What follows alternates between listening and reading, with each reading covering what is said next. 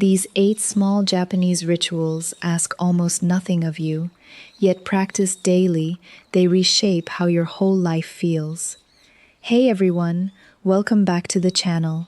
Today, we're diving deep into 8 tiny Japanese habits that can quietly change your life. By the end of this video, you'll understand exactly the most important things about 8 tiny Japanese habits that can quietly change your life. Small adjustments, not grand overhauls. Welcome back to Kyoto Wisdom, where we look at the quiet practices that make daily life feel lighter and more intentional.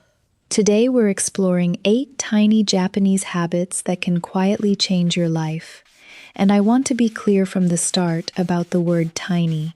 So much of the self-improvement world is built around dramatic transformation. The idea that you need to overhaul everything at once, wake up at 4 in the morning and reinvent yourself overnight. Japanese culture tends to move in the opposite direction. It values small, repeatable gestures, done consistently, that accumulate into something meaningful over time. None of these habits require special equipment, a lot of money, or hours of your day. Most of them take a few minutes, and some are just shifts in attention.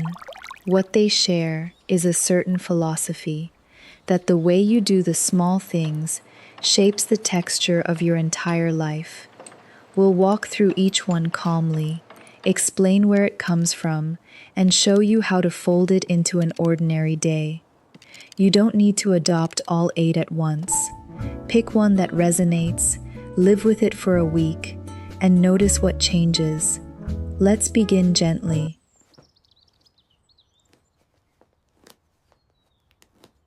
Habit 1.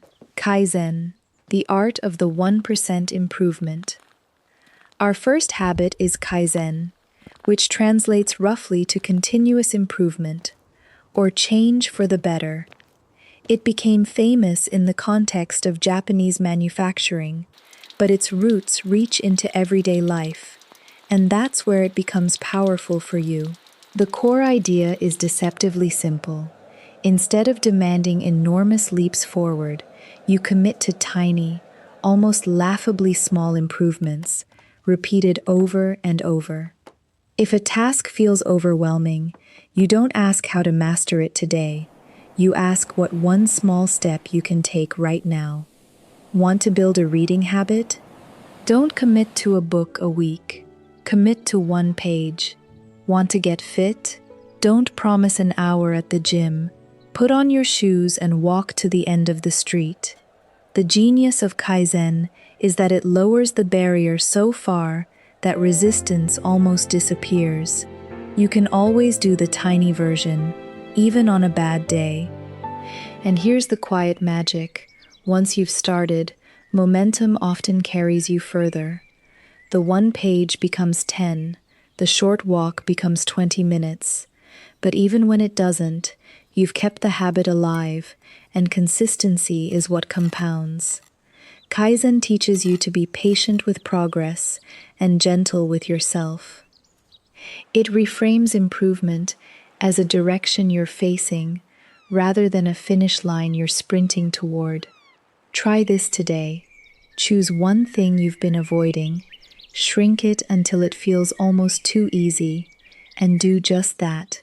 Tomorrow, do it again. The point is not the size of the step, but the fact that you never stop taking them.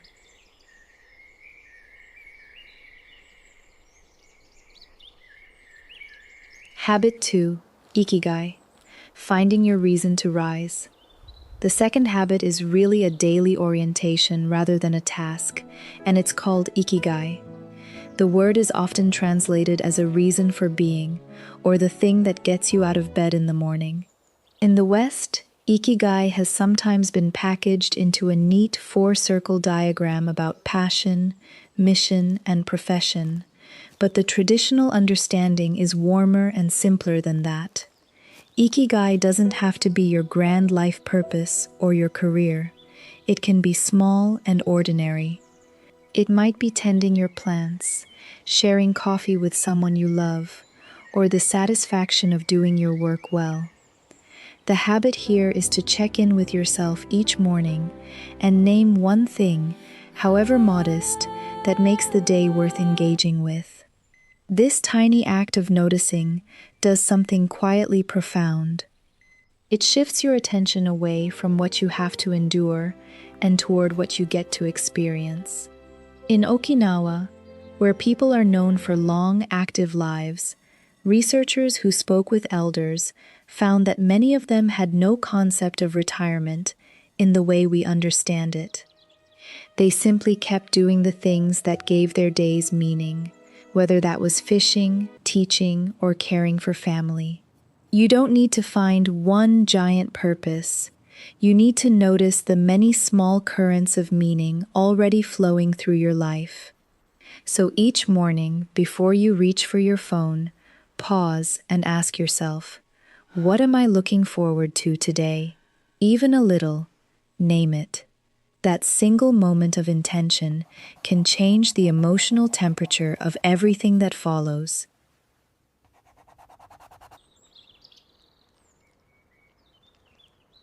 Habit 3. Shinrin-yoku, bathing in the forest. Our third habit invites you outdoors. Shinrin-yoku translates literally as forest bathing, and despite the name, there's no water involved. It simply means immersing yourself in nature, slowly and attentively, using all of your senses. The practice was formally encouraged in Japan in the 1980s as a way to counter the stress of increasingly urban, screen-bound lives, and it has since been studied for its calming effects on the nervous system. But you don't need a research paper to feel it. You just need trees, or even a modest patch of green. The habit is not about exercise or reaching a destination. In fact, the slower you go, the better. You walk without a goal, letting yourself notice the light filtering through leaves, the texture of bark, the sound of wind, the smell of soil after rain. The point is to let your attention soften and expand beyond the tight loop of your own thoughts. If you live in a city, this can feel out of reach, but forest bathing scales down beautifully.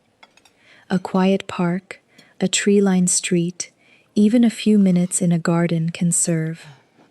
What matters is the quality of attention you bring. Leave the headphones at home. Put your phone away. Let yourself be fully present in a living, breathing environment. Many people find that even 10 minutes of this leaves them noticeably calmer and clearer. In a world that constantly pulls your focus indoors and onto screens, the simple act of stepping outside and truly paying attention to nature is a small rebellion, and a deeply restorative one. Try it this week, even briefly.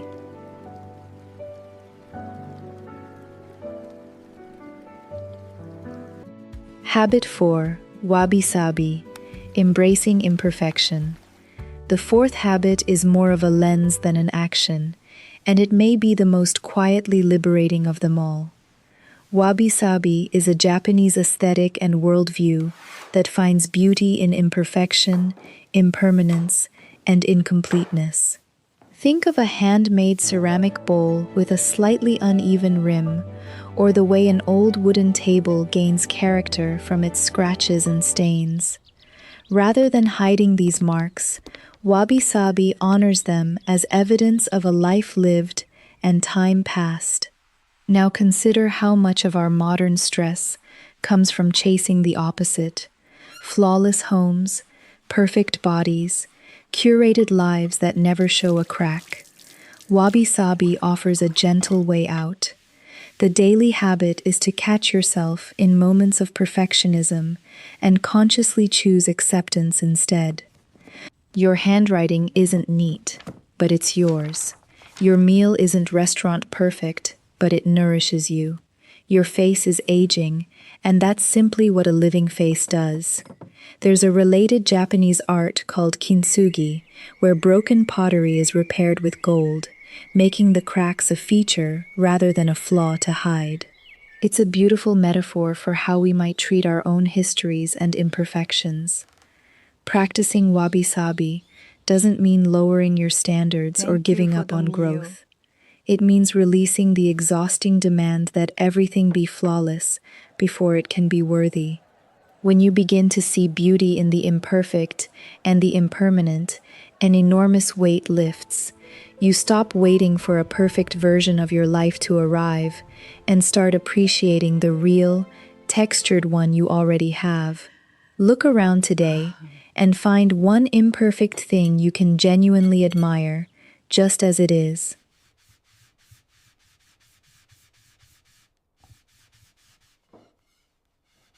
Habit 5. Hara Hachi, eating until 80% full.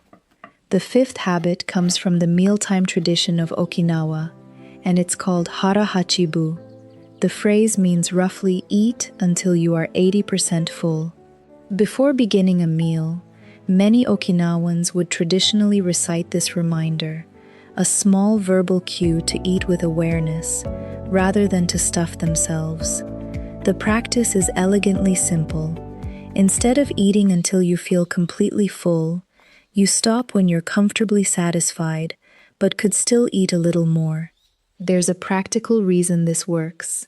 Your stomach and brain have a communication delay, so by the time you feel truly full, you've often already eaten more than your body needed. By stopping at around 80%, you give that signal time to catch up, and you frequently discover you were satisfied all along. But Hara Hachi is about more than portion control. It's a habit of mindful eating. It asks you to slow down, to actually pay attention to the flavors and textures in front of you, and to check in with your body's signals, rather than eating on autopilot until the plate is clean. In a culture of large portions, distracted eating in front of screens, and treating meals as something to rush through, this small ritual reintroduces awareness to one of the most basic acts of daily life. You can practice it starting with your very next meal. Eat a little more slowly. Put your utensils down between bites. Pause partway through and ask yourself how full you actually feel. Stop a bit sooner than you normally would and notice how your body feels an hour later. It's a gentle recalibration, not a diet, and it tends to leave you feeling lighter and more in tune with yourself.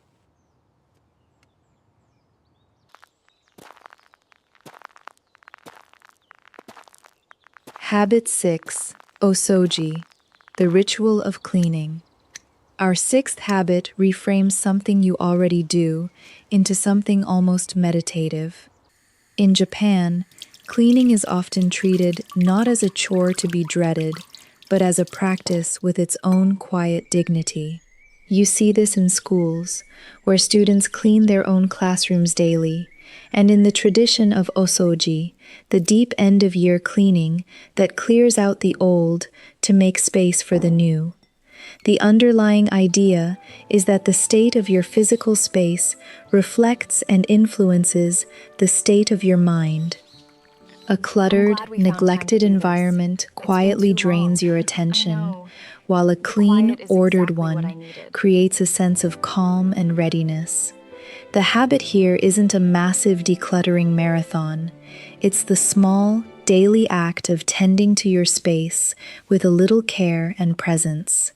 Wiping down a counter, straightening a room before bed, washing a dish right after you use it. What transforms these from tedious tasks into something meaningful is the attitude you bring. Instead of rushing through cleaning while your mind is elsewhere, you treat it as a moment of focus, almost like a moving meditation.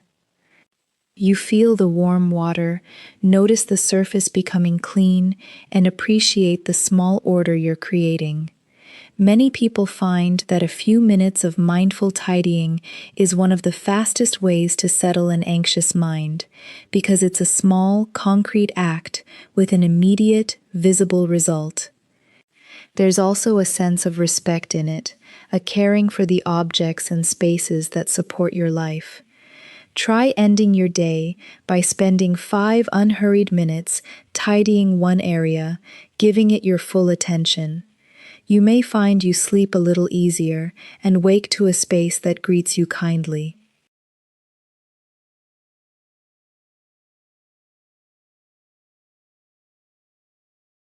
Habit 7.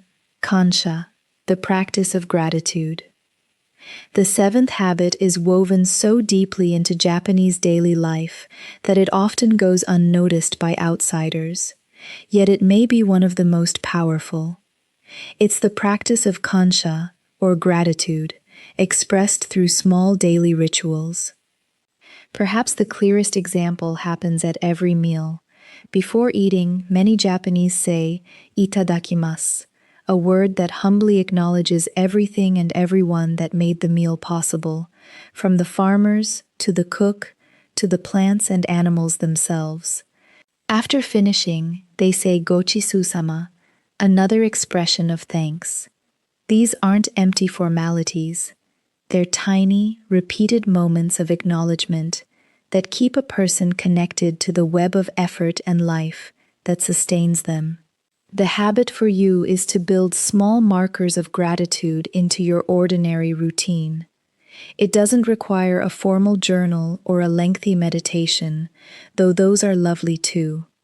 It can be as simple as pausing before a meal to genuinely appreciate it, or thanking the objects and people that serve you throughout the day. There's a certain animism in the Japanese sensibility, a tendency to treat even everyday tools with respect and appreciation, as though they too deserve thanks for their service. What this practice does over time is retrain your attention. Instead of scanning for what's missing or what's wrong, you begin to notice what's present and what's good. Gratitude is not about denying difficulty. It's about making sure the good things don't slip by unregistered. Try adding one small moment of genuine thanks to your day, spoken or silent.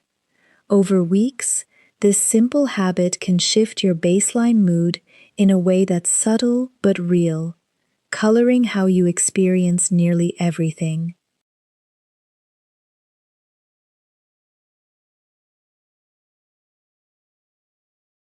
Habit 8. Ma. Honoring the space between. Our eighth and final habit is perhaps the most subtle, and in our busy modern lives, possibly the most needed. It's the concept of ma, which refers to the meaningful space or pause between things. In Japanese art, architecture, music, and conversation, ma is the emptiness that gives everything else its shape and power. It's the silence between notes that makes music, the empty space in a room that lets it breathe, the pause in a conversation that lets words land. We tend to fear empty space and rush to fill every gap, cramming our schedules and reaching for our phones the instant a spare moment appears. The habit of ma is to deliberately protect and even welcome these pauses. It means leaving a little breathing room between appointments instead of stacking them back to back. It means allowing a few seconds of silence before you respond in a conversation, rather than rushing to fill it. It means letting yourself simply sit, doing nothing, without reaching for stimulation. This is harder than it sounds, because we've been conditioned to equate constant activity with productivity and worth. But Ma reminds us that the pauses are not wasted time. They're where reflection happens, where ideas settle, where we return to ourselves. A life without Ma feels frantic and shallow, no matter how much we accomplish. A life that honors Ma has room to breathe. Try building one intentional pause into your day. Before you start your car, sit quietly for a moment. Between tasks, take 3 slow breaths before rushing to the next. In these small gaps, you may find something you've been missing, a sense of spaciousness, and the quiet realization that you don't have to fill every moment to make it count.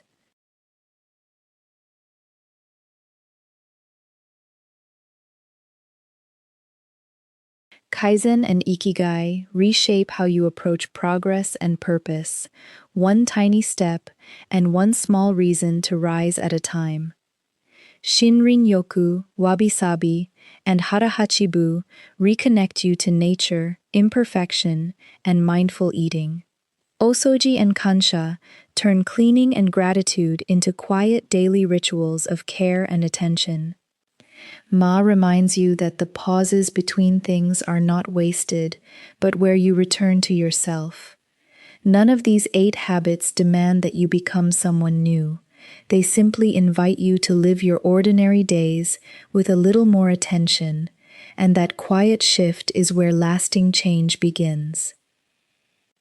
If you'd like more calm, practical walkthroughs of Japanese philosophy you can actually live by, subscribe and join the Kyoto Wisdom community. If any of these 8 habits spoke to you, a quick like helps us share these gentle ideas with more mindful people. Which of these 8 habits are you going to try first? And is there a small Japanese ritual you already practice?